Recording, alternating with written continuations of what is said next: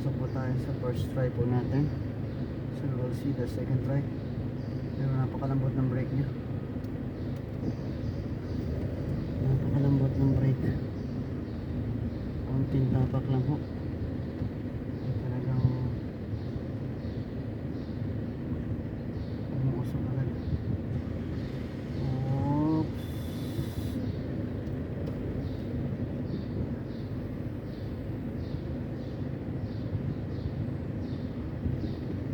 Tignan natin. Sobrang lambot ng kanyang brake.